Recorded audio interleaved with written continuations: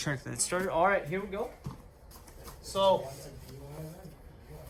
we're covering one of the final lessons in your kind of 8-class program. We're actually going to circle back to, we're going to go to back control again, which is something we did cover earlier, but we're going to go there from side control this time. So another interesting conversation to be had about back exposure and how we go about accomplishing that. Let's get warmed up. So left over right. Okay, here we go.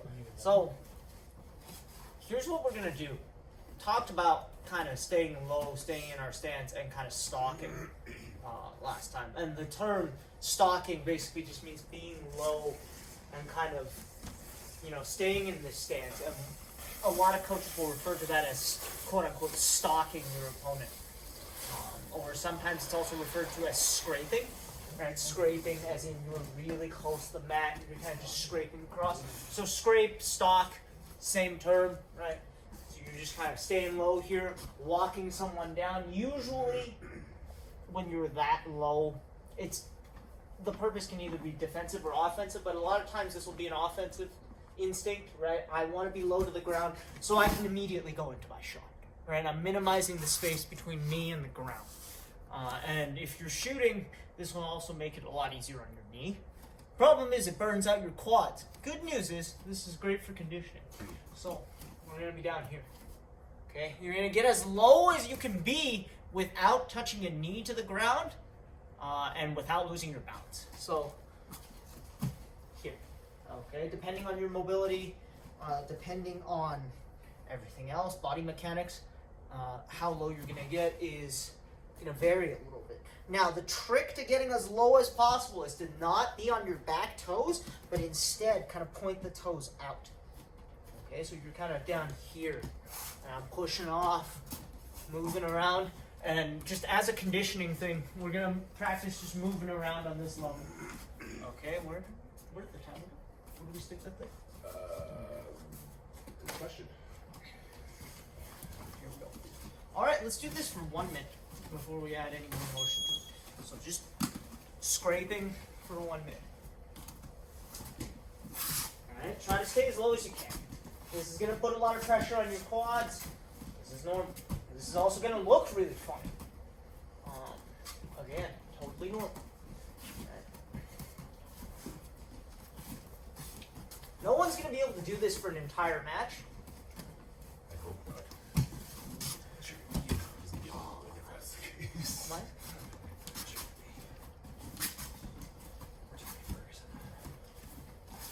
This is not really practical. It's something good to get used to, right?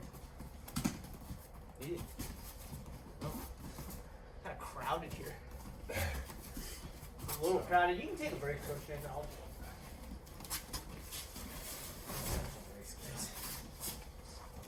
Again, you can kind of pivot. Notice my stance doesn't really change. That's just me. If you really wanted to switch stances, you could. But again, this sort of motion, it's not something you'll be able to sustain for a long period of time. I was once told that if you can wrestle at that level, just do it. But again, totally not practical. Even after a minute, you can start to kind of get lactic. So if you're going to do that for 5 minutes, it's going to be a struggle. Now, we're going to add motion to it. So you're going to get nice and low. You're going to walk around. You're going to start scraping, and you're going to shoot. So here's what that would look like. I'm down here, right? I scrape, I move around a little bit, and then I'm going to just shoot right to here, and then get back in my low stance, right? So here, again, there's no practical reason to doing this. It's just good conditioning, and it teaches you to go from your level change into your shot. Because normally, if you're in like a higher stance, just a standard athletic stance, you would want to level change and then shoot. Okay? But this time, since we're scraping anyway, all I have to do is drive off my back leg, and there's my shot. Collect it, and I get right back down in my low stance. Do this for a minute. I can do it. I can do this, guys. And you guys can sit this one out, since this is really space intensive anyway.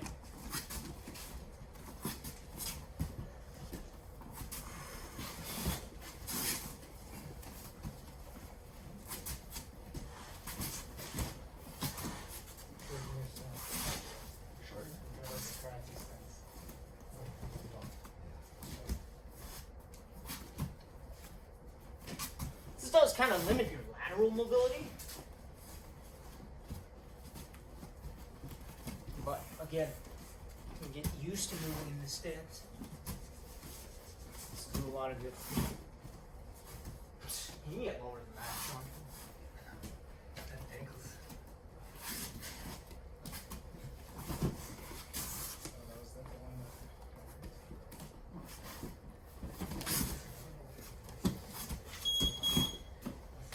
Tie. Okay. Now, that's just the warm-up. At least gets the blood flowing. We're going to talk about the back control today. So, let's start with standard back control. I'm going to bring Coach Nathan over here. Standard back control. 2 hooks, 1 in each hip. So, I'm going to have you rotate towards the camera, Coach Nathan. Yep. Gluing my chest to the back. Taking a seatbelt grip, sometimes referred to as a harness grip. 1 arm over the shoulder, 1 arm underneath the arm. This is not the only way to maintain back control. This is perhaps the most common way. Other options are, again, double over. This is considered a more offensive position. Or double under, considered more of a control position. Okay. Over under naturally is a blend of the two. This gives me some control and it offers me some offensive options. So the idea here is to glue my chest tight, pull this seatbelt nice and tight, and keep my hooks sticky. Okay, so I want to dig the hooks into the hip pockets. Do not cross your feet. So if I cross my feet here, it's very easy for Coach Nathan to just bring it. Yeah, I've already unlocked my feet. I'm not about it. But if, say I keep this here, yeah, so just lock it over the top. Yep. And this is already starting to hyperextend my ankles. Right? You can see it's very easy for Coach Nathan to start to trap my own ankles in there. So despite, feeling that this might be more secure, trust me, that is not something you want to be doing. Keep your feet separate, point your toes out, dig your heels in. Here. Okay? Now, I can cycle to a double underhook. The point of a double underhook, again, is to be able to control rotation. So a lot of times what happens is if this arm gets peeled off, so Coach Nathan's going to peel this arm off, however he accomplishes this, and he can escape by turning into me, turning into that arm. Okay? If I just hold here, he tries to peel, he can peel all he wants, right? He can try to turn, he can try to do whatever. He's not really going anywhere. Downside being, I can't really do anything with this. I'm kind of just hanging out here, right? Because there's nothing near his neck. There's not a ton of ways I can mount meaningful offense without passing an arm over the top. So that is your trade-off. Either seatbelt, under, double over. Now double over is really easy for your opponent to start to peel, right? You can now peel either arm. You can start turning very easily. So double over is definitely not somewhere you want to hang out for any length of time. Over under is probably your best bet right here. Okay, so grab your dummy and for just 1 minute, we'll cycle between the seatbelt and the double under. Okay? Focus on keeping your hooks tight, keeping your feet separate.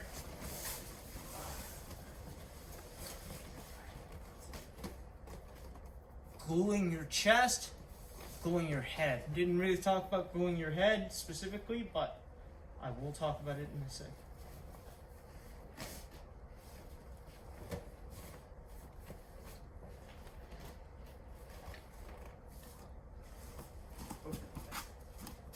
Just give it 30 seconds, just so everyone can feel the position. I can watch everyone kind of sort through it, and then we'll move on.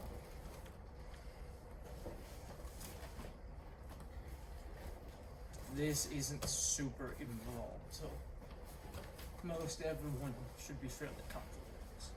And time. Excellent. Now we can talk about all the other stuff. Now, let's just go to back to school quickly. Now, part I didn't mention explicitly was the part about gluing the head. Now, gluing the head is a good habit to get into, because in any sort of self-defense situation, I expect the person to try and whip their head back to knock my teeth out or break my nose, etc. Right? So, again, I want to get into the habit of gluing my head. Now, if Coach Nathan tries to bring his head forward, I simply continue to pressure and I track his head. Okay? Much like a lot of other grips in jiu-jitsu, my job isn't so much to push or pull on anything. My job is just to stay tight and kind of track and monitor his head with my head, and that just keeps me safe. Okay, I even forget about that sometimes, and then I have to remind myself, all right, stay tight. Now, I'll use the dummy for this one, and I'll bring it a little closer to the camera, just so everyone can see. So, I'm just bringing this thing close so you guys can see. Starting with my seat belt, if you imagine my hooks, I'm just lifting my dummy so I can get it up to camera level. The rear naked choke is what we're going to talk about now. So rear naked choke, probably the strongest submission in jiu-jitsu. If you can get this locked in, there are very few outs. Okay, now, starting with my seat belt, I'm going to take my arm over the top and I'm going to pass it across the shoulder and I'm going to make a grip.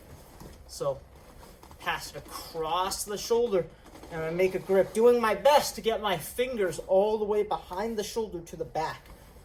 Okay? Now, once I obtain this grip, my other hand is going to come over the top. And the mistake that beginners often make is that they reach all the way over to try and lock their own bicep. We've talked about this before. If I reach all the way in front, it's very easy for my opponent to simply grab my wrist and attempt to break my arm, and this will work if you extend your arm completely. What I want to do instead, I'm going to release my underhook, go over the top of my own hand at the knuckles. I'm going to slide this behind my opponent's head.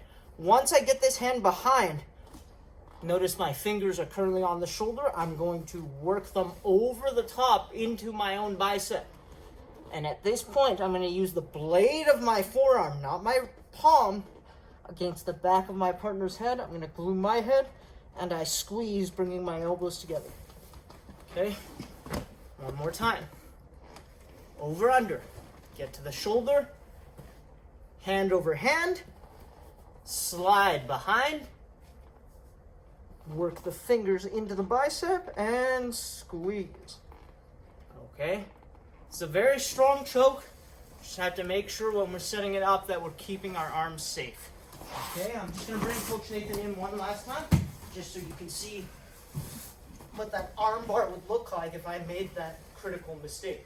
So, I have that seatbelt, right? I'm reaching across. Boom, I set this hand. But I make the mistake of reaching all the way over the top. All Coach Nathan has to do is point my thumb towards the ceiling and then just crank down as hard as he can, using his shoulder as the leverage point. It's not going to be very good for me, so just go. Go. Yep. Keep pulling, keep pulling. There it is. Okay? Not good. So instead, I'm here, I get here. Hand goes over the top. Hand slides behind. I grab my own bicep. There's the choke. Okay? So, do not extend your arm. Go hand over hand and slide behind.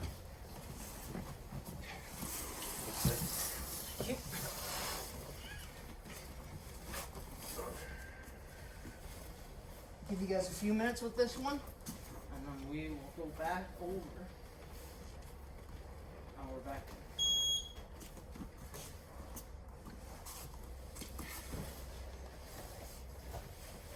Good, Ryan. That's the idea.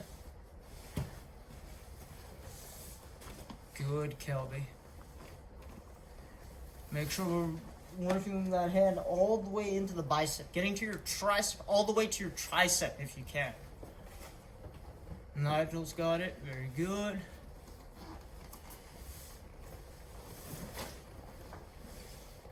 Chris, I'm sure you've done this before.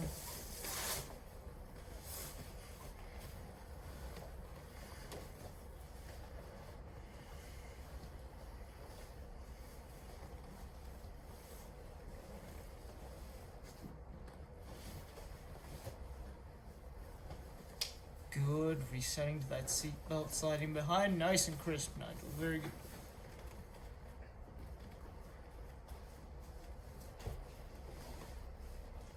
Wesley. That's it. Sliding that hand all the way behind. Good. Forming that bar with your forearm, not with your palm.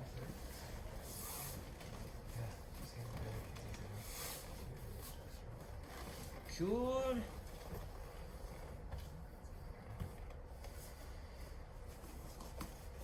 Minute and a half. Just work through that motion. Get familiar with it. Get familiar with locking that in.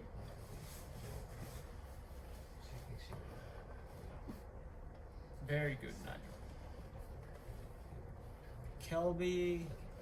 Yep, you got it. And Matt Larson. Just make sure you're following along at home.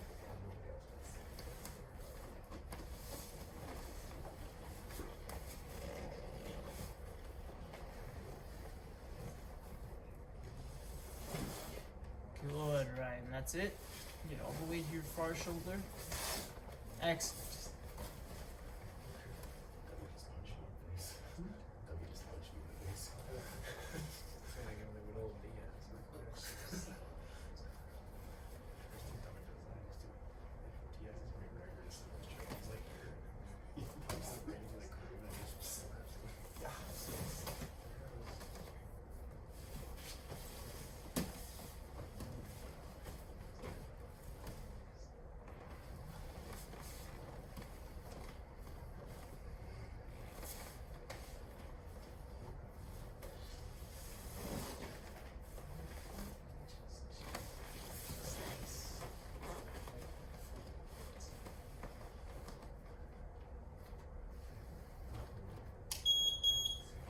Time. Okay. Now,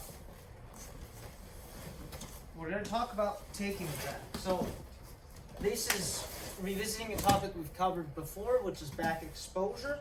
Talked about back exposure in the context of guard, right? So, if I actually bring Coach Nathan in here, recall, just quick refresher, back exposure means that my partner's back is available to be taken. All that means is that there's currently nothing behind my opponent's back. So the only instances where we would not have back exposure is if my partner's back is flat on the ground, or if he decided to run and place his back against a wall. Right? In both these instances, I have zero back exposure, unless I could pry the guy off the wall, or yes, talk about cage wrestling, not here, not now. Or if my partner decided to lay down flat on the ground. So we talked about this in the context of closed guard. Essentially, why closed guard is so powerful as a guard is because my back is simultaneously hidden while my opponent's back is exposed. Whereas a guard like butterfly, my back is actually exposed. So you just cross block my shoulder and spin around, yep. My partner can actually take my back. It's not an easy thing to do, but my back is exposed, right? Same thing with half guard. We're not going to go over the back take, but you see my back is exposed, meaning that if my opponent could get all the way around, right, there are ways for him to take my back. So that is why closed guard is so powerful. We're talking about a top position back take today. We're talking about side control. Notice from side control, my partner's back is technically hidden. Right? He's currently flat on the ground. So if I wanted to get behind him, I have to lift him up somehow. And we're going to do that by turning our opponent to their side. So I'm in side control. I'm keeping him flat. My toes are active in the ground here, right? Applying pressure. One hand is underneath the arm. One hand is underneath the head. Now, the way I prefer to do this is I prefer to get double underhooks on the arms. So I already have one, so I'm halfway there. What I'm going to do is I'm going to make a tiny bit of space. So I'm going to drop my hip into my partner's hip. My hand is going to come out from underneath the head, and I'm going to get underneath this near side arm. Okay? Now, here's the important part. With the kids, we'll just tell them to grab the seatbelt right here and turn your opponent. But the issue with this, and what we don't tell the kids, is if you grab the seatbelt right now, just fight back and post on your elbow. Nah, this isn't happening. All my opponent has to do is post on their elbow, and I'm going to have a very tough time elevating them. Okay, especially with big, strong opponents. So here's what I'm going to do instead. I have 2 underhooks, right? I'm going to take my underhook on the far side, this one. I'm going to go over, and I'm going to suck their elbow into their waist. Here. Okay, now try to fight back with your elbow. He can't. Okay, once I get my partner up onto their side, now I attack the seatbelt. So I'm going to spin Coach Nathan around, and I've gotten him onto his side. I'm going to attack the seatbelt now. Making sure that I drop my chest nice and low below his shoulder. This is the #1 place you lose this back take. If my chest is too high, my opponent can take their back to the floor. I drop my chest and drive my toes. He's stuck. Okay, I'm door stopping this guy. Grab my seatbelt. I'm going to slide up. 1 knee above the shoulder. Other knee I like to point towards the ceiling. Okay, you can throw this hook in right now. I don't think it's strictly necessary. I keep my seatbelt tight. This knee is above the shoulder. I'm going to do exactly what we did before. I sit on my butt, and I'm going to lean towards the corner. So I take this ear, think about putting it to the mat, like so.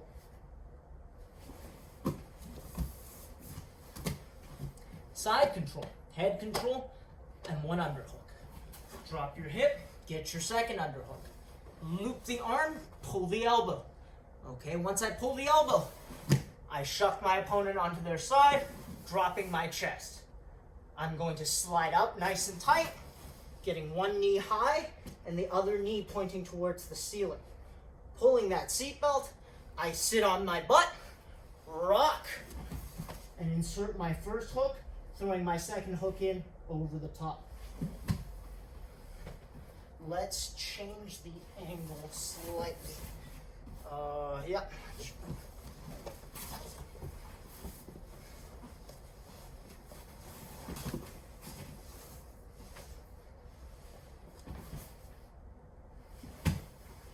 Thank you. Now with the dummy. Much the same process. Just gotta make sure we're collecting that elbow. Here, opening up just slightly to get underneath that near arm. Now, my forearm is gonna go over the top. I'm gonna form a gooseneck and pull that arm in. Once I pull that arm in, I'm going to shuck using this arm as a bar and turn my dummy. Okay, once I turn my dummy, I drop my chest nice and low and form my seatbelt. Here, 1 knee goes high, other knee points towards the ceiling, and I'm going to sit towards the back corner and collect my back control. 2 hooks and a seatbelt. All right. Give that a try, guys, and then we'll put it all together.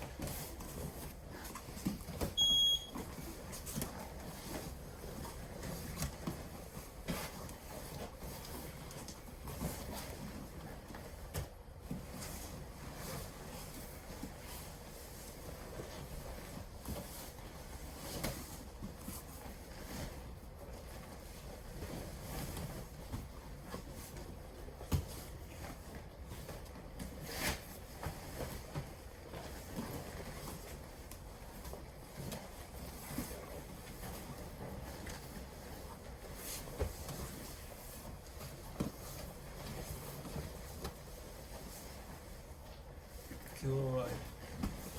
Excellent, Nigel.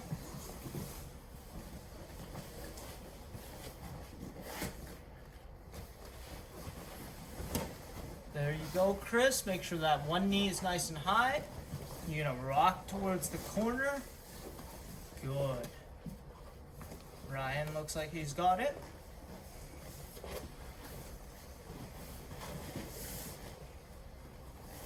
Nice, Kelby.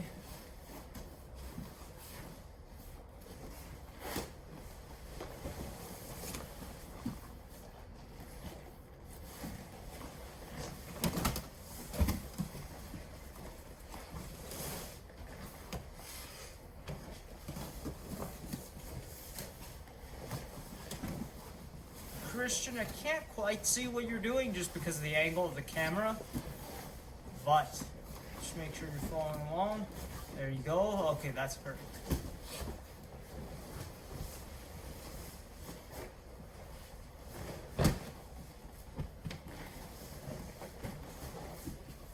That's it, Kelby. Remember not to cross your feet. Remember not to cross your feet when you get to back control. Good. You want to get underneath both arms there, Christian. You're still around the head. So take your right arm and you're going to get underneath the arm closest to you. Underneath the arm. All the way underneath. You're still around the head. Yep, get behind the arm and grab the shoulder. You're still around the head. I want you to remove your right arm from underneath your dummy, and you're going to get underneath your dummy's armpit. So watch Coach Nathan. He's currently on the head. He's going to take the arm out, and he's going to get underneath that arm closest to him. You're currently compressing your dummy's arm. There you go. Now you're in position. Now use that arm to lift your dummy and turn him away from you. Your right arm. Good. All the way over. And then set up your chair seat. Time. Okay. Now, we're going to jump into a quick round. We're going to add all the stuff we've done today, including the rear naked choke and that back take from side control. Okay? So, starting from standing, let's go for our X pass. Knee on belly. Windshield wiper. Jump switch. Just giving Coach Nathan and Coach Nate a second to separate. Drop back down to side control. Good. Back take. Turn your partner. Grab the seat belt. Chair seat.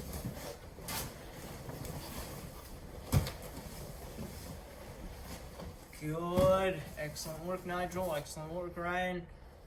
Travis, Barrett, you guys can follow along as well. Rear naked choke. Good.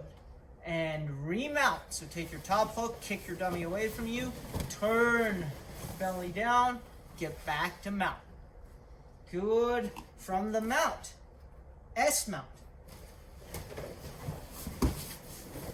S mount arm bar. Good. And arm bar switch.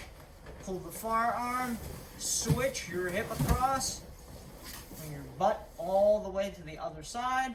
Excellent. Arm bar switch back into the S mount. Back to regular mount. Americana. Release the Americana, back to side control. Knee on belly. Knee on chest. Knee on belly. Knee on belly to mount. Roll into closed guard. From the closed guard, arm bar.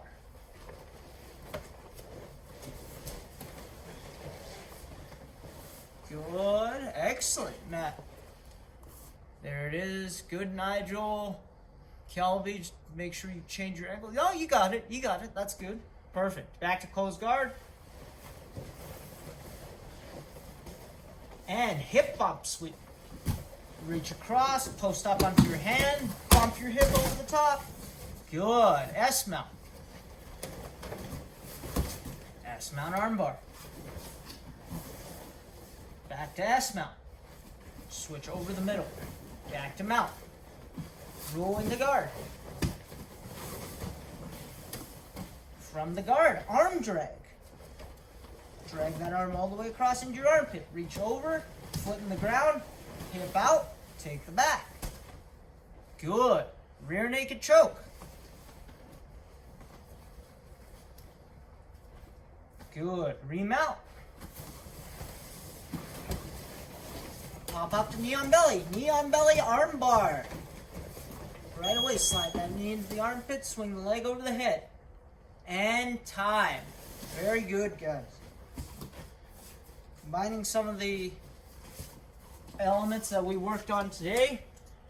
There's the next couple of classes in your curriculum that actually cover escapes. I'm still going through in my head how I would incorporate those with a dummy. Some of them work all right, but some of them don't really work. I'm speaking specifically about the back control escape, because there's no way really, unless you tie the arms together for your dummy to actually hang on to you while they're behind you. So we'll have to Imagination. yeah, we'll have to think about that. It might just have to be a solo drill. So that one I might just have to show you with a live partner, and then we'll do it with a solo drill. Still figuring that out, but we're almost done, and you'll almost have completed all 8 beginner lessons for those of you that are brand new. And timing looks pretty good, because hopefully we'll be back in here soon-ish. But who knows? Crossed. Okay, so stay tuned for that. Next class, we're going to wrap up talking about guillotines, and other than that, feel free to stick around. Nate and Gabe, your camera is upside down. All right. One job, DeMongs. You had one job. It's still upside down. It's still upside down. I'm not sure what's happening to It's your like feet. plugging in a USB. 50% to get it, 50% chance to get it right. You get it wrong.